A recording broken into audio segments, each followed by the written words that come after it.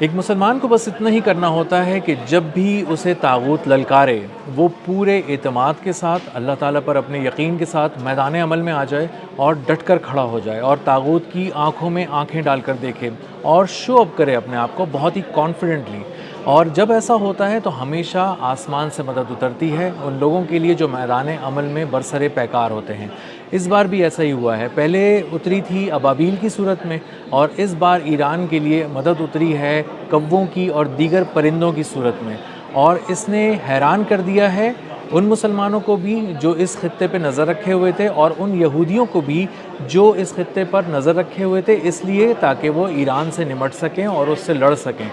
اور اس ایک چیز نے بہت حیران کیا ہے ان کو۔ ہوا یہ ہے کہ بہت بڑی تعداد میں پرندوں کے جھنڈ، جس میں زیادہ تر کوے ہیں، وہ جھنڈ کے جھنڈ تل ابیب میں پہنچ گئے ہیں اور مختلف اسرائیلی شہروں میں پہنچ گئے ہیں اور اڑ رہے ہیں ان کی فضاؤں میں، اور اس حد تک اڑ رہے ہیں کہ آسمان سیاہ ہو گیا ہے، ایک پوری چادر کی طرح وہ تن گئے ہیں آسمان پر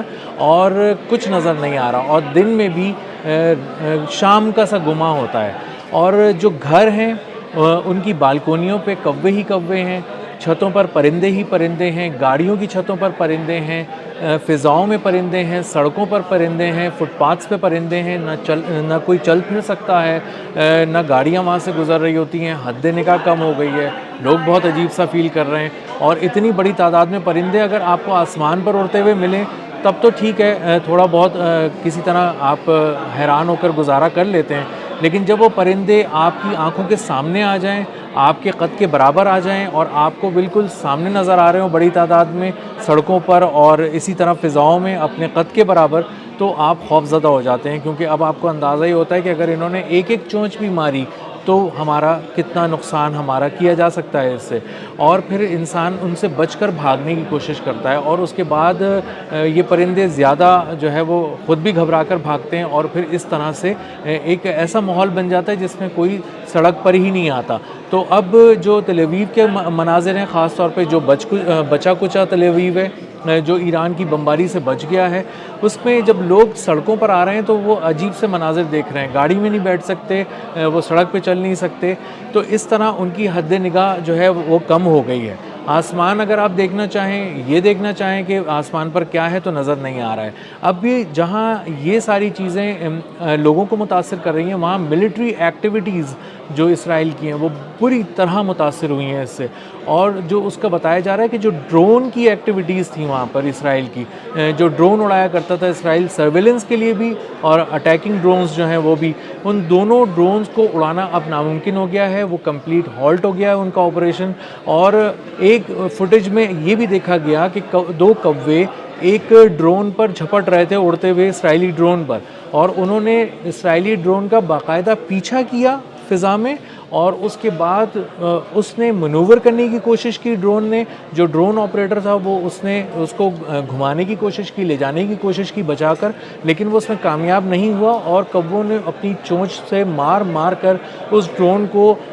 ایک طرح سے آپ کہہ لیں گھائل کر دیا، اور اس کے بعد اس حد تک ٹیکنیکلی گھائل کیا کہ وہ زمین پر گرا اور تباہ ہو گیا۔ اسی طرح جو ریڈار سسٹمز ہیں وہ بھی بری طرح خراب ہو چکے ہیں۔ اس کی وجہ یہ ہے کہ جب ان کے جھنڈ ہوتے ہیں پرندوں کے، جب یہ اڑتے ہیں ایک ساتھ تو یہ کچھ ایسا سگنیچر پیدا کرتے ہیں فضا میں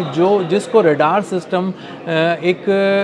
حملے کے طور پہ لیتا ہے، اور اس کو سمجھ میں نہیں آتا کہ یہ دشمن ہے یا کوئی اور چیز ہے، اور جب وہ اس کو سمجھ نہیں پاتا تو یا تو وہ خاموش ہو جاتا ہے اور اس سے جڑا کوئی جو سسٹم ہوتا ہے وہ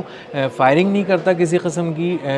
یا پھر وہ ایسا کرتا ہے کہ اس کو پڑھ ہی نہیں پاتا، تو چکرا جاتا ہے ایک طرح سے ریڈار سسٹم اور اندھا ہو جاتا ہے۔ تو یہی، اور چونکہ وہ آنکھ ہوتی ہے فوج کی، تو اس لیے ریڈار سسٹمز کو بہت زیادہ آپریشنل اور فنکشنل رکھا جاتا ہے۔ لیکن اب یہ جو پرندوں کے جھنڈ یہاں پہنچے ہیں تل ابیب اور اس کے ارد گرد، انہوں نے خاص طور پہ ایک تو ڈرون آپریشنز کو سسپینڈ کر دیا ہے، اور دوسری بات یہ ہوئی ہے کہ وہاں پہ ریڈار سسٹمز ہیں وہ اندھے ہو گئے، اور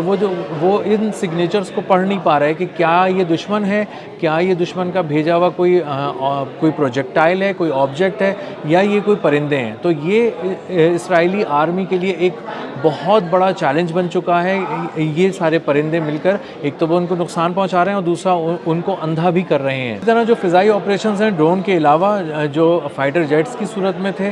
وہ بھی بری طرح متاثر ہوئے ہیں کیونکہ حد نگاہ بہت کم رہ گئی ہے اور آسمان پہ چونکہ پرندے ہیں تو اس کا بہت زیادہ امکان ہے کہ وہ فائٹر جیٹ سے ٹکرا جائیں گے. وہ اس کی کسی ونڈو میں کوئی اس طرح کی دراڑ ڈال دیں گے جو حادثے کا سبب بن جائے گی اور طیارہ اس سے تباہ بھی ہو سکتا ہے, یا وہ انجن میں جا کے پھنس سکتے ہیں, یا وہ کسی طرح سے ٹکرا سکتے ہیں بڑی تعداد میں جس سے اس کو نقصان ہو سکتا ہے اور ایک فائٹر جیٹ گر بھی سکتا ہے. تو اس لیے جو فائٹر جیٹ کے آپریشنز ہیں وہ بہت محدود کر دیے گئے ہیں اور بہت ہی خاص جو مواقع ہیں صرف اسی پہ ان کو اڑایا جا رہا ہے. اسی طرح جو فائٹر جیٹس کی منوورنگ ہے اور اسی طرح جو مختلف پروجیکٹائلز تھے ان کی جو منوورنگ ہے وہ بھی بہت زیادہ متاثر ہوئی ہے اور وہ ایک سڈن جو منور ہے وہ نہیں کر سکتے کہ اب ان کو بہت قریب سے جب ان کے پاس یہ ساری برڈز آ جاتی ہیں, یہ سارے پرندے آ جاتے ہیں تو ان کے لیے منور کرنا بہت مشکل ہوتا ہے, یعنی ان کے لیے بچ کر نکلنا اور اپنے آپ کو نیویگیٹ کرنا اور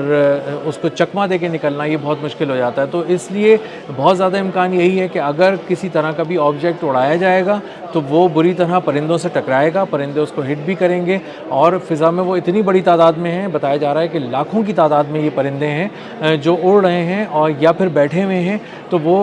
نہ صرف خوف کی علامت ہیں بلکہ ان کے ملٹری آپریشنز کو بھی روک رہے ہیں. اسی طرح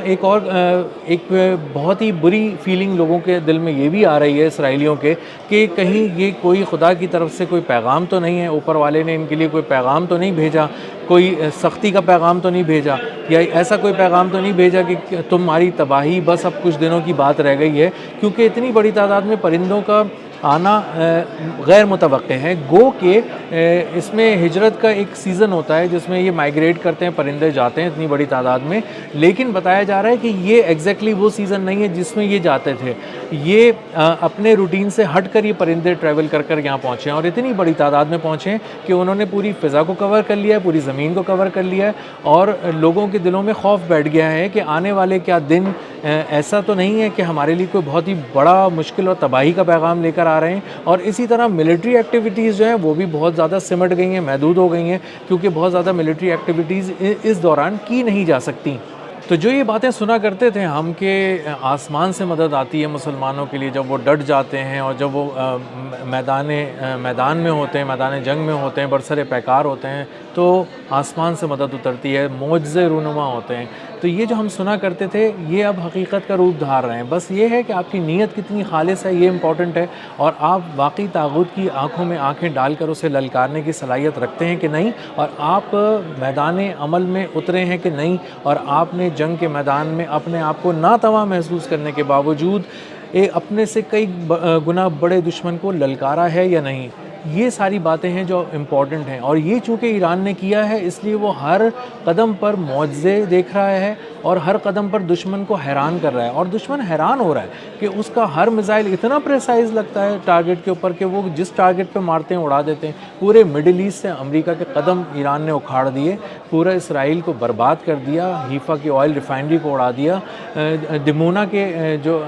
جوہری پلانٹ ہیں اس پہ حملہ ہو گیا, بڑا کامیاب حملہ ہوا. اور یہ سارے حملے اتنے پریسائز ہوئے کہ اس میں جب ایران نے طے کیا کہ اس کو سویلین آبادی کو نشانہ نہیں بنانا تو اس نے نہیں بنایا, اور اس کے ہر میزائل نے بہت ہی پریسائزلی, بہت ہی ایکوریسی کے ساتھ ہٹ کیا انہی ملٹری ٹارگٹس کو, فوجی تنصیبات کو اسرائیل کے جو بہت زیادہ ضروری تھیں اور جن کو اڑانے کے لیے ان میزائلوں کو ایران سے روانہ کیا گیا تھا. اسی طرح مشرق وسطیٰ میں بھی انہی ٹارگٹس کو نشانہ بنایا گیا. اسی لیے ہم نے دیکھا کہ مڈل ایسٹ میں جو سویلین کیجولٹیز ہیں وہ بہت ہی کم ہیں, اور جو ملٹری کیجولٹیز ہیں اس کا ریشو بہت اوپر ہے. اور یہ سارے گراف بتا رہے ہیں کہ جو بھی نقصان پہنچا ہے امریکہ اور اسرائیل کو, وہ اس کی ملٹری کیپیبلٹیز کو نقصان پہنچا ہے, اور اس کی فوجی تنصیبات کو نقصان پہنچا ہے, اور اس کے ہارڈ ایسٹس کو نقصان پہنچا ہے, اور سویلینز کو اس طرح سے نشانہ نہیں بنایا گیا ایران کی جانب سے. تو ایران نے ایک بار پھر ثابت کیا ہے کہ وہ